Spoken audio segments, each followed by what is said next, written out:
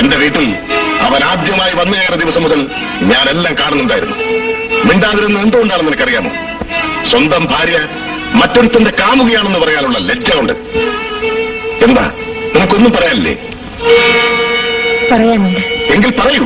നിങ്ങൾ ഇത്രയും പറഞ്ഞ സ്ഥിതിക്ക് ഞാനെന്തും വിളിച്ചു വെക്കണം? ഞാൻ വേണുവിനെ സ്നേഹിച്ചിരുന്നു, വേണു എന്നെ. പക്ഷെ അതിനപ്പുറം ഞങ്ങളുടെ തമ്മിൽ ഒന്നും ഉണ്ടായിരുന്നില്ല. അതായത് വിവാഹത്തിന് മുമ്പ് എന്റെ ഭാര്യ പ്രസവിച്ചിട്ടില്ലെന്ന്? മുരളി, ഞാനെല്ലാം കേട്ടു. എന്റെ ഭാര്യ കേൾക്കാൻ മാത്രമേ ഞാൻ പറഞ്ഞുള്ളൂ. എന്റെ മകൻ ചീത്തയാണ്, ഞാൻ സമ്മതിച്ചു. പക്ഷേ എന്റെ മകളെ ഞാൻ അങ്ങനെയല്ല വളർത്തിയത്.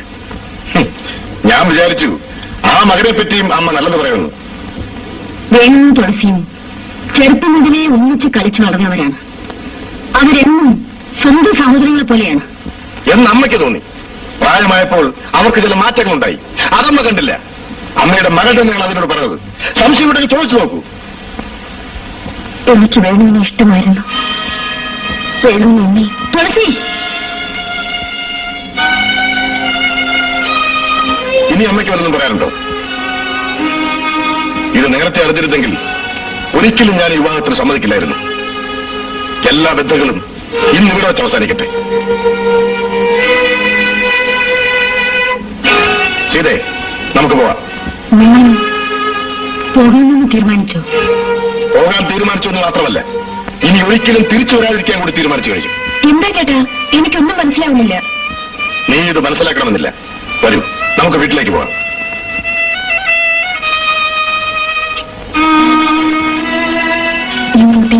നീ വരുന്നുണ്ടോ? തിരിച്ചു വരുന്നവരാണ് യാത്ര ചോദിക്കുന്നത്.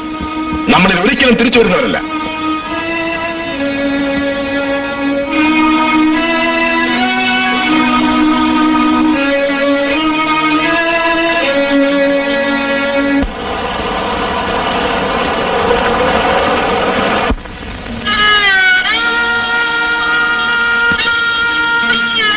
മുരളിയെ പിണങ്ങിപ്പോയി അനുഭവിച്ചത് ശരിയായില്ല. പോട്ടെ, എനിക്ക് ഒരു വിഷമൊന്നുമില്ല. ഞാൻ പോയി മുരളിയെ സംസാരിക്കാം. വേണ്ട, ഭാര്യയെ സംശയിക്കുന്ന ഒരു ഭർത്താവിനൊത്ത് എങ്ങനെ ജീവിക്കാൻ കഴിയും? ജീവിതം എന്ന് പറയുന്നത് ഇന്നോ നാളെയോ അവസാനിക്കുന്നതാണോ? വാശി പിടിച്ചാൽ നാളെ ദുഃഖിക്കേണ്ടി വരും. എന്റെ ദുഃഖം നിങ്ങളാണ്. വേണം പറയൂ. എന്നെ ഓർത്ത് നിങ്ങളിപ്പോഴും ദുഃഖിക്കുന്നില്ലേ? തുളസി ഇന്ന് മറ്റൊരാളുടെ ഭാര്യയാണ്. നമ്മളെല്ലാം മറക്കണം. ഞാനെല്ലാം മറന്നു കഴിഞ്ഞു. ഇല്ല, വേണമെന്നാണ് പറയുന്നു. എന്നെ മറക്കാൻ വേണമെന്ന് കഴിയുന്നു? എന്റെ മുഖത്ത് നോക്കി പറഞ്ഞു, പറയൂ, എന്നെ മറക്കാൻ വേണമെന്ന് സാധിക്കുമോ? പറയൂ വേണു.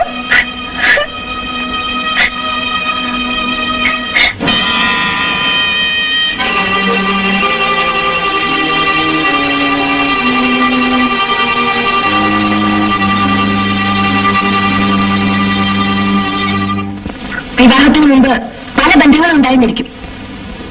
കോളേജിൽ വെച്ച് ചേട്ടന്റെ പെങ്ങളെ ഞാൻ പ്രേമിച്ചിട്ടില്ലേ? ചേട്ടന് പരിചയമുള്ളതല്ലേ സ്ത്രീനെ? ചേട്ടൻ ആരെയും പ്രേമിച്ചിട്ടില്ലെന്ന് എന്റെ മുഖത്ത് നോക്കി പറയാമോ? വിദ്യാർത്ഥി ജീവിതത്തിൽ അങ്ങനെ പലതും സംഭവിച്ചിട്ടുണ്ടാവും. പക്ഷെ യഥാർത്ഥ ജീവിതത്തിൽ അതാരും കാര്യമായി എടുക്കാറില്ല. അത് ചേട്ടൻ സംഭവിക്കുന്നുണ്ടല്ലോ. അപ്പൊ പിന്നെ ചെറുപ്പം പോലെ ഒന്നിച്ച് കളിച്ചു വളർന്ന അവർ തമ്മിൽ മാനസികമായി എന്തെങ്കിലും അടുപ്പം ഉണ്ടായിരുന്നിരിക്കും.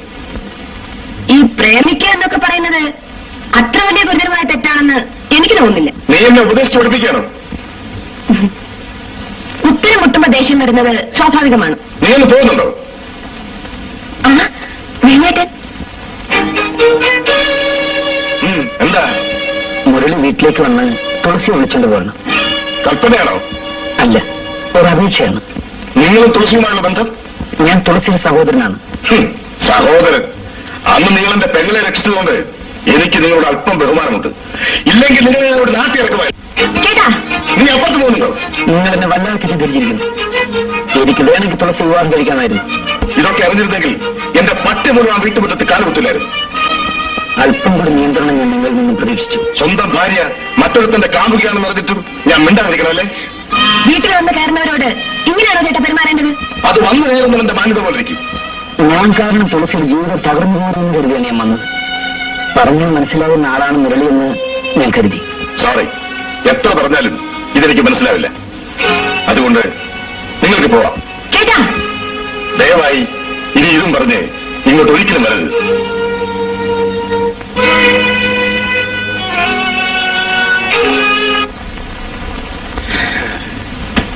ഇനിയും ഞാൻ ഈ എസ്റ്റേറ്റിൽ നിന്നാൽ തൊഴിലാളികൾ എന്നെ പട്ടിയെ പോലെ കണക്കാക്കും. അതുകൊണ്ട് ഞാൻ പോയേക്കാൻ പറ്റുമല്ല. ഓർമ്മ വെച്ച കാലം മുതൽ ഞാൻ വളർന്നത് നിങ്ങളോടൊപ്പമാണ്. ഇന്ന് ഈ എസ്റ്റേറ്റിൽ എനിക്ക് ആരെങ്കിലും ഉണ്ടെന്ന് പറയാൻ നിങ്ങൾ മാത്രമേ ഉള്ളൂ. ഞാനിവിടെ ജീവിക്കുമെങ്കിൽ നിങ്ങളും ജീവിക്കും. അവൻ തിരിച്ചു വരുന്ന ദിവസം ഞാൻ കൊച്ചുമല്ലോട് പറഞ്ഞ, എന്നിട്ട് ഇപ്പോഴത്തെ സ്വന്തം പെങ്ങളെ ഭർത്താവ് ഉപേക്ഷിച്ച് വീട്ടിൽ വന്ന് നിൽക്കുന്നു. ആരാ കാരണക്കാരൻ? ആ ചുഴലി അനുഭവിച്ചു. ഇതെല്ലാം ഞാൻ നേരത്തെ പറയേണ്ട, എനിക്കിനി പറയേണ്ട കാര്യമില്ല. ഞാൻ ഇവിടുന്ന് പോവുക. പക്ഷെ എന്റെ കൊച്ചുമുതലാളി വലിയ മുതലാളിയുടെ സ്ഥാനത്ത് ഈ എസ്റ്റേറ്റിൽ ഇരിക്കുന്ന കാണാൻ ഞാൻ കൊതിച്ചിരുന്നു. അതിനുവേണ്ടി ഞാൻ ഇന്ന് വരെ ജോലി ചെയ്തു.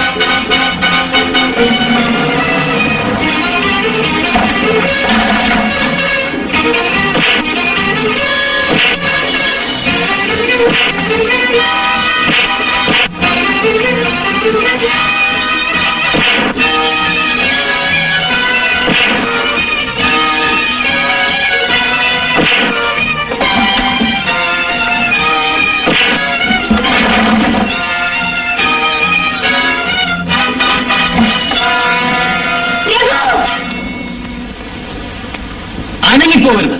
രണ്ടിനെ ഞാൻ ചുട്ടുകളെ. കൊല്ലടാ. നിന്നെ പ്രസവിച്ച ഉടനെ നിന്റെ കൈ വിരിച്ച് കൊല്ലാതിരുന്ന ഈ അമ്മയുടെ നേരെ അതിന്റെ കാറ്റ് വലിക്കടാ. ഇത്രയും കാലം എന്നെ പരാജയപ്പെടുത്തിയത് ഇവനാണ്. ഇവനാണ് എന്റെ ശത്രു. ഇവനെ ഞാൻ വേണോ